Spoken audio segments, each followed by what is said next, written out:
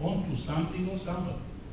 For instance, you can cultivate a certain part of land and change the landscape, cultivated and uncultivated.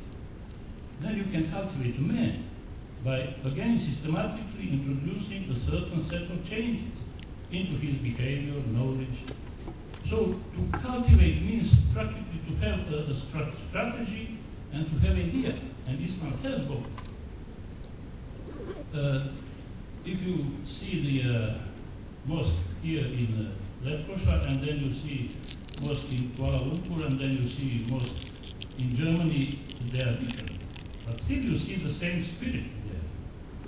So in this intention, I would say that the point that Islam is perhaps the most propulsive culture with the least obstacles, which allows people to freely rise to the higher level of, so to say, supraculture. And this remains our, let's say, ethical and other national cultures as subcultures. Then I would say it's really a very, very good point.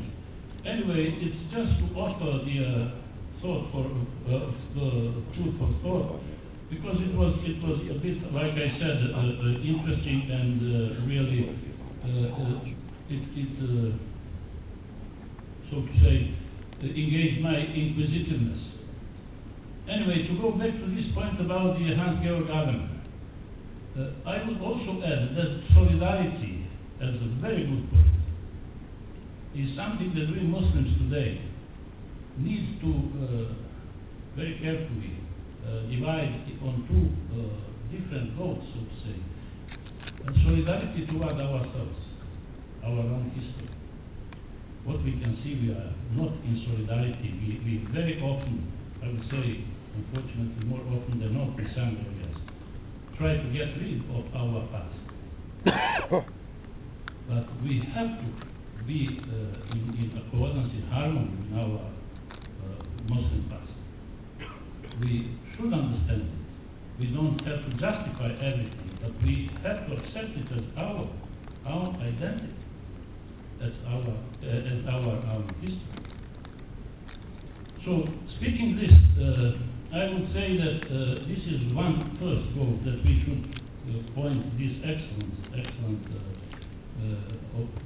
point that our brother Abu Bakr Rieger had so brilliantly exposed. The other is also to have solidarity with the Muslims all over the world. My idea is that it's very dangerous to divide the European Islam from other Islams, and even European Muslims with other Muslims. Because the point in my exposition here is that neither Christianity,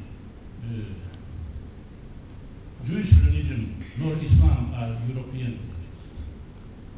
Not a single one can claim rightfully the right to be European religion.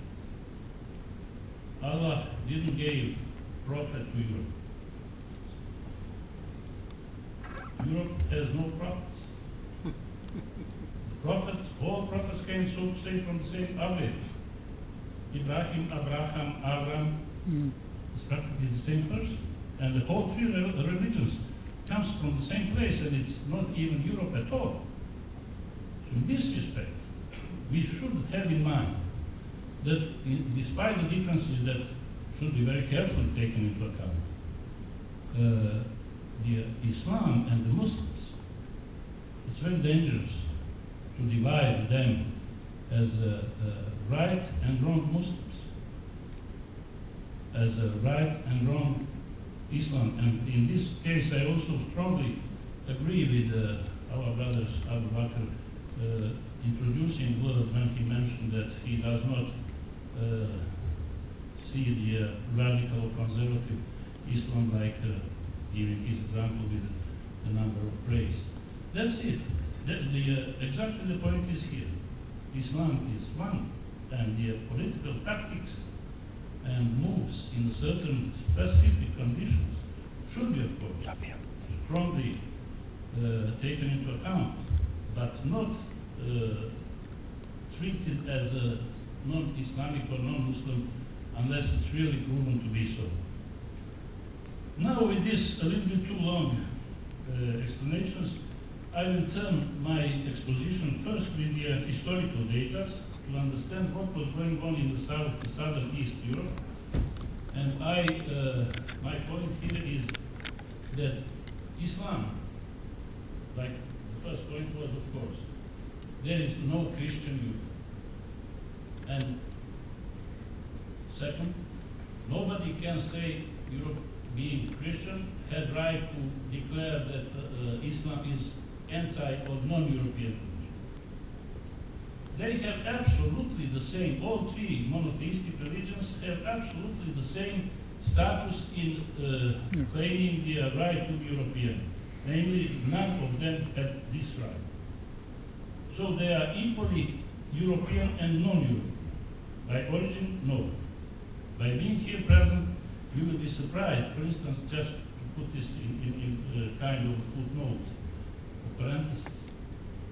Can you imagine that Islamic State in Europe, one of the first, not the very first European Islamic State, was already 300 years, had 300 years of duration before the Christianity came in the greatest part of Europe. For instance, Scandinavia.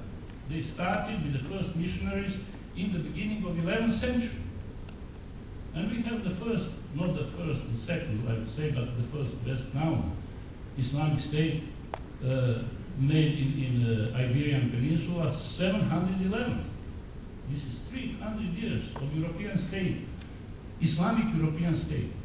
When in the greatest part of Europe still there was no Christianity. It's not only Scandinavia, it started from Denmark, then Finland, then Norway, and then Sweden. But also Russia, Poland, parts of Germany, Belarus, Romania. All these states were, all these lands, they were not all states at that time. They had no idea, they had only some contacts with both Islam and with Christianity. While in Europe there was not only the state, with the Islamic State 300 years already with the tradition of 300 years, but that was the most developed state in the whole world, we may say, but definitely, I don't know about China, that's a different story. But in Europe, definitely, the science, arts, mathematics, astronomy, poetry, every of these disciplines bloomed in the Islamic State of Andalus. And at that time, so we can see Christianity was in less than 1/3 of the European territory present. Now, since we have to concentrate on the Mediterranean area, Mediterranean area roughly encompasses the whole of South Europe's continent. Of course, the north of Africa, but we are not talking about that. Also, although it's very important concerning the topic of Islamic presence in the southeast Europe area. Now, in the most part, it consists of many islands, of which the biggest are Sicily, Sardinia, Corsica, Malta, Crete, Cyprus. Like I said, almost nobody knows that Cyprus was already, before Al-Andalus was formed, already was kind of a Muslim area. For a short time, then I will come to that later. Or that, for instance, Crete, the island of Crete, was at 830 Muslim area. And for a long time. And it's not only the problem of law and legality, it's a problem of art, of architecture, of style of life, of mixture of people, of mixture of knowledge. So the identity of Europe cannot be imagined at all, and definitely will not be as it is. If you take away a tenth of this influence, and not to keep not to forget that it's only a tenth of this influence. It was tremendous influence, and we have to very carefully introduce this idea into the Europe's consciousness. Know that it was amalgamated. It was not one monolithic Christian idea, it was created by mixing cultures and with very, very strong and very positive influence of Islam. So, as well, apart from these biggest islands, hundreds of Aegean, Ionian, and Adriatic islands, because Muslims were coming up to the Venetia from time to time, and definitely to Trogir, where they have, which is close to Zadar, mid of the northern part of Adriatic coast, which is now almost unbelievable even to the Croats, that there were settlements in the early 8th and 9th century, Muslim settlements there. So the Islam didn't came into this area in 13th or 14th or 15th century. It was at least 400 or 500 years before here. Practically all islands with the dimensions which allow permanent life for humans were continuously inhabited for thousands of years, and at least from Neolithic and the biggest islands even from the Paleolithic period, and on all these islands, one way or the other, for shorter or for the longer period, Islam presence or Muslim presence and settlements historically can be proved. Taking the Mediterranean area from east to the west, Asia Minor or Anatolia, Balkan, Apennine, and the Iberian Peninsula. That's very interesting. This is the cradle of civilizations. Namely, Asia Minor or Anatolia, Balkan, Apennine, and Iberian Peninsula, they definitely are by far the most influential territories in the history of human civilization, with the most intensive and significant impact and influence on world's culture during the last 10 millennia. Anatolia or Asia Minor is known in cultural anthropology by the so-called it's the eastern part of Anatolia, crescent landscape or crescent territories in the shape of a crescent of young moon. And its anthropology thinks that the human civilization started exactly there and was spread first of all through this peninsula to Europe, these other three peninsulas.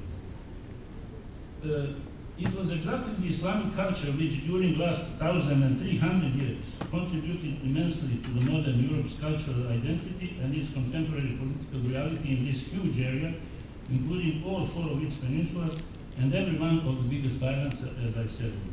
This huge sea basin to the data, which includes also Black Sea, because that's also a bay of Mediterranean, and in geography it's taken as a part of the Mediterranean area, covers area of 2,700,000 square kilometers and extends at approximately 4,000 kilometers west-east from Strait of Gibraltar, after Tariq ibn Ziyad, and to the Middle East, at east, close to the Jordan.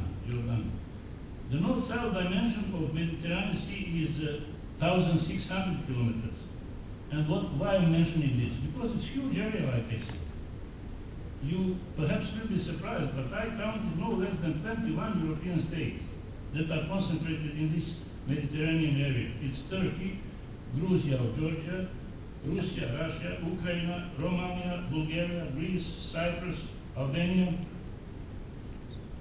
Macedonia, Kosovo, Serbia, Montenegro, Bosnia and Herzegovina, Croatia, Slovenia, Italy, Malta, France, Spain, and Portugal. It's a huge area, and each of these states were significantly influenced and their identity was shaped by the systematic, long and very systematically organized politically, economically, in the form of state Islamic influence. First Islamic states were constituted in the easternmost and westernmost part of this area, almost simultaneously. First one was in the southern Caucasus, as I found. It was in the middle of 7th century, and the other was in Iberia. Like I said, it's the beginning of 8th century, 711. With periods of direct or indirect rule, keeping, for instance, Russia for more than 250 years in a vassal state. Islam state was the senior state to Russia, Moscow, for more than 250 years, which was in vassal position. They came to the Switzerland, southern Italy, southern France, as well as on the biggest islands, such as Cyprus, Rhodes, Crete, Malta, Sicily, Sardinia, Corsica, Majorca, and stayed there in continuum till today, in different situation, in different concentration, but still there, keeping their presence and influence alive for 14 centuries. We entered the 14th century. Specifically in the region of Balkan Peninsula, intensive contacts with Muslims started as early as the second half of 7th century. So not a word about that this was strictly Christian and only the Ottoman state came Osmanlı Devlet. I insist on this Devlet because it's not empire, it's not imperial. Devlet is like a kind of commonwealth. It's a union of nations for the same goal, tied with the same idea. So Osmanlı Devlet introduced Islam, but Islam was already prepared 400 or 500 years before the Osmanlı Devlet came here. Specifically in the region of Balkan, like I said, then in the coastal areas of Thracia, Thessaloniki Bay, west coast of Albania, especially the area of Durrës, then Dalmatia, north to the Trogir and Zadar, like I said, in Adriatic state, in Adriatic coast, and then the definite expulsion. Also another point, I will jump over one passage here, to mention the other prejudice, that Islamic rule was really intolerably rude toward the non-Muslims. Nothing is farther from the truth. I, for more than 20 years, publicly, so to say, declare all the historians to find one single proof that anyone was, by knowledge of the state, Islamic State, by force, bring into Islam. Not a single case documented acceptably so far I was not told. So all these stories about this unacceptable, terrible, barbaric and like that rule and Islamization, that does not exist at all. It was by and explicitly only by the consent of everyone who came into who accept the adopted Islam. Now, just one example. After the definite expulsion from Spain, 1492, of Jews, total extermination of both Muslims, called Moriscos, and Jews, called Marranos. In Spain, it was completed 1612. And from Portugal, 1356. Hundreds of thousands of Jews have been brought in Balkans and accepted only in the Osmanlı Devlet by Selim the Second Sultan. While at the same time, started the process of creation of significant Muslim population in Bulgaria, Romania, Macedonia, like I said, always voluntarily conversion to Islam, Albania, Bosnia, Serbia, parts of Croatia.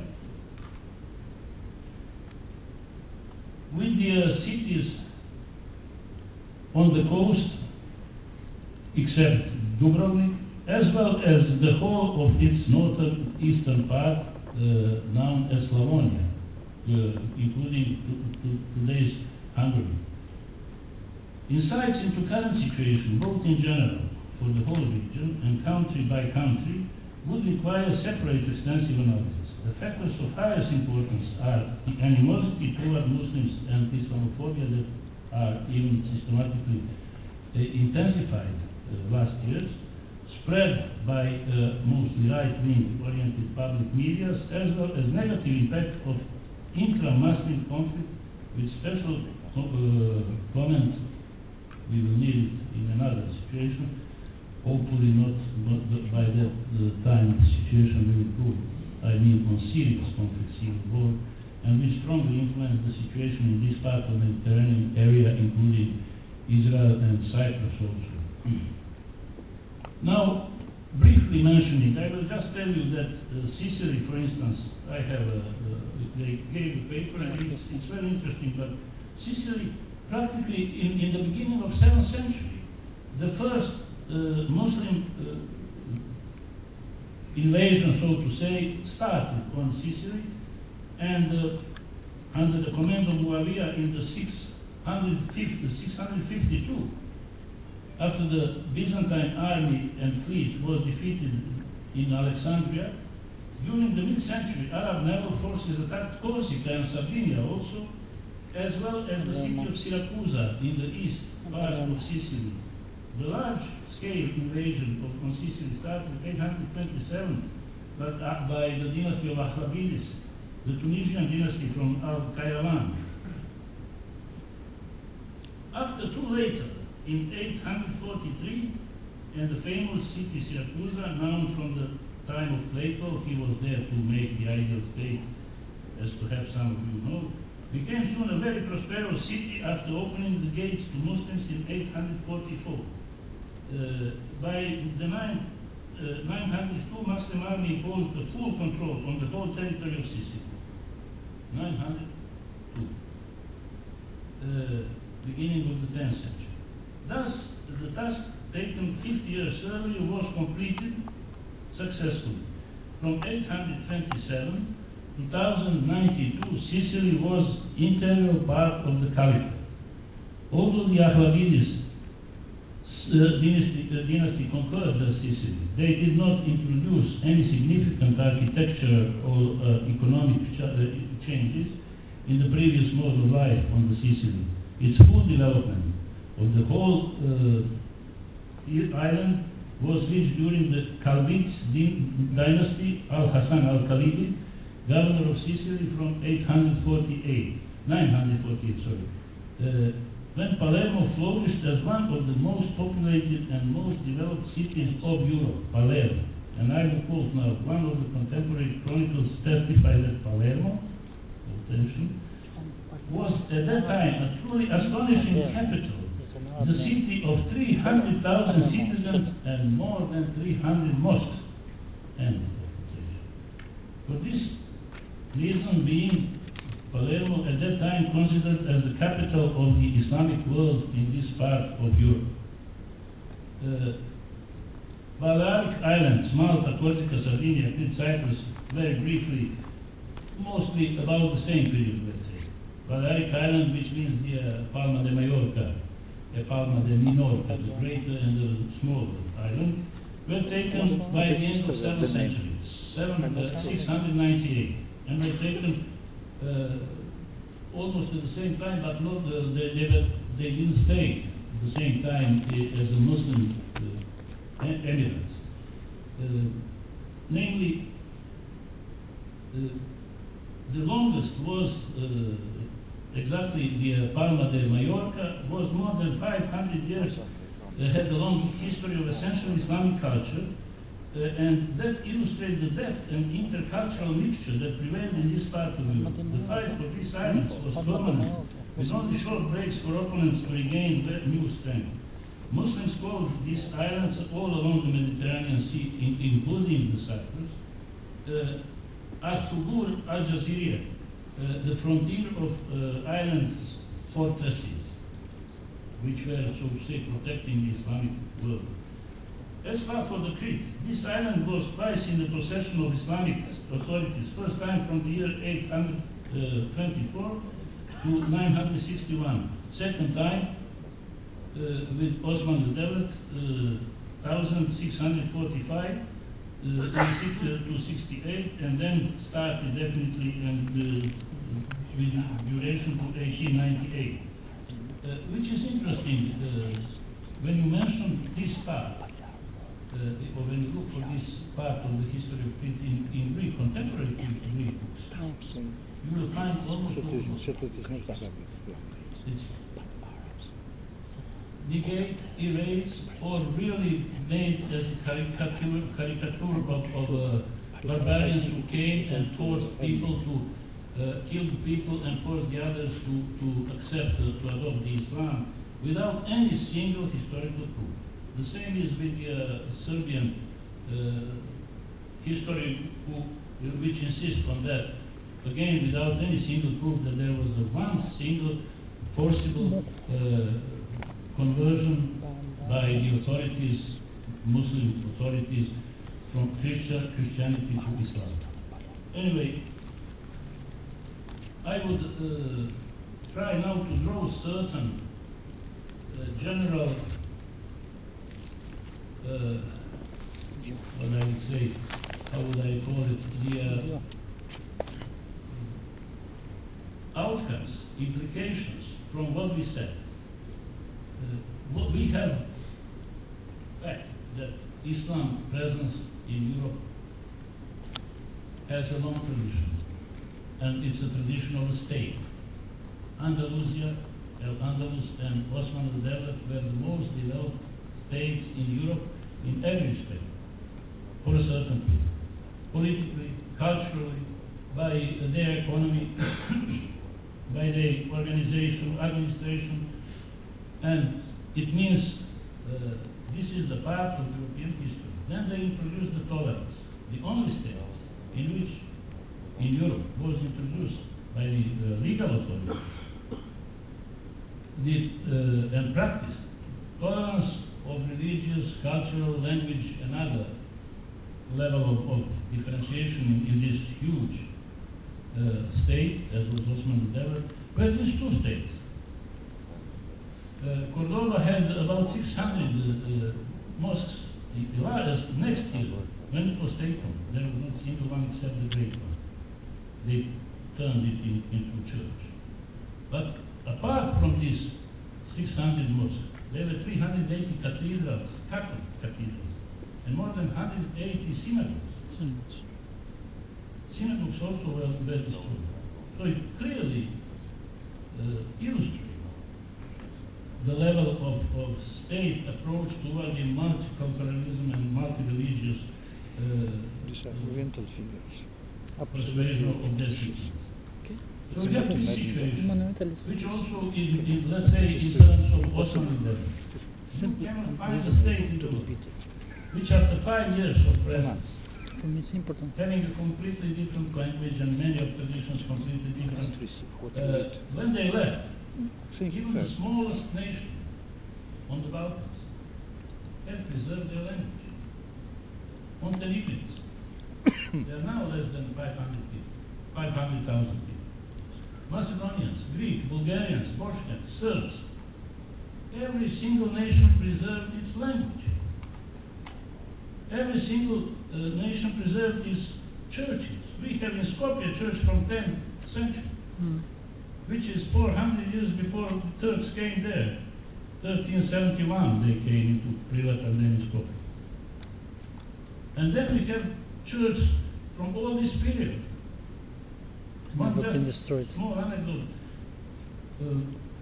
In the middle of Macedonia there is Mariovo Park.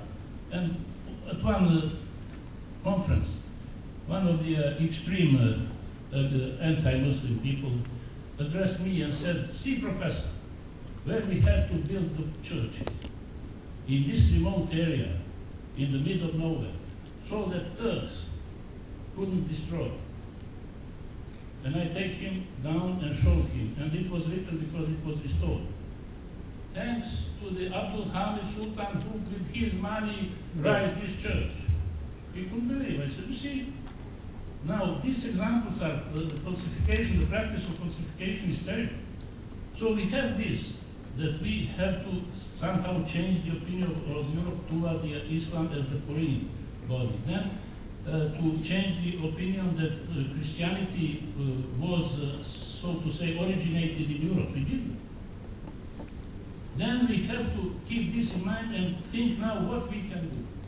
whether to confront Islam and Christianity or try to understand that we Europeans are practically the children of both brothers, or all three, let's say,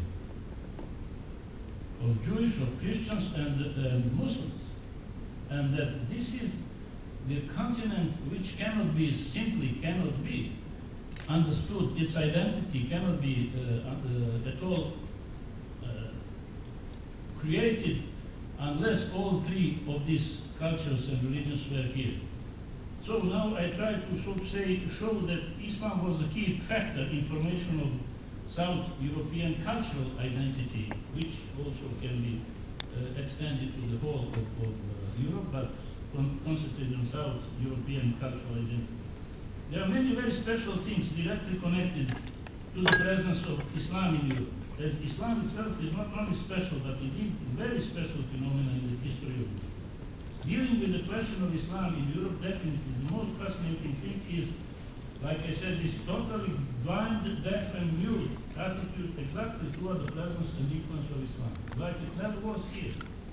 The history and tradition of Europe, we show that, which started 14th century, Roman led to today, influenced practically radically the history of Europe. And I will now, I would like to talk much longer, and I have here 12 pages, which I still haven't almost touched. But now I will just come to the final point, which is that in concrete terms, this implies that the subject of our analysis is the interpretation of and understanding of the social, political, cultural, and obviously religious documents which, although still systematically ignored, constitute the reality of present-day Europe, and which at its best were shaped through essentially Islamic influence, so that as to become integral and constituting elements of the European identity in the last 14 centuries up to its face, so to say, today. Islam never, and Muslims, they never were a sort of foreign body, intruders, or threat to you. Like I said, they practically introduced the state practice of tolerance, multicultural, multi-ethnic, multi-religious, something like that.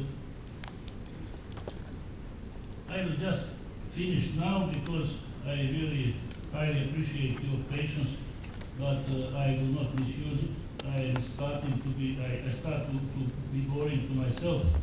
I would like to have the dialogue and not only the monologue. Now, just to conclude, from the historical experience and perspectives of Southeast Europe and Balkans, one society could be democratic only as far as all their ethnic, cultural, and religious groups live freely in accordance with their complete identity, which first and foremost is directed toward the acceptance of the Muslims and the Islamic groups in this area, in Southeast Europe and the Balkans. This lesson, learned from the Islamic tradition of Ottoman state, Osman Devlet, was brilliantly illustrated by the fact that after more than 500 years, what I said already, nobody was forced to integrate, no paternalized, and yet all this cultural versatility was functioning for centuries in such a harmony that it completely justified the syntagma which is forgotten, but should not be forgotten, Pax Ottomani, which means the peace of the Ottoman state. Our brother Abu Bakr Rieger mentioned 30 years religious war in Germany. Then there was 140 years war between 1 year, 140 years between France and England. And there were all these religious wars. At that time, this part of Ottoman state was peaceful. It was called Pax Ottomani. The people from here were going to fight on other fronts, but here, up to the beginning of 19th century, to be exact, 1804, there were no problems at all, and it was almost the ideal situation for all the citizens.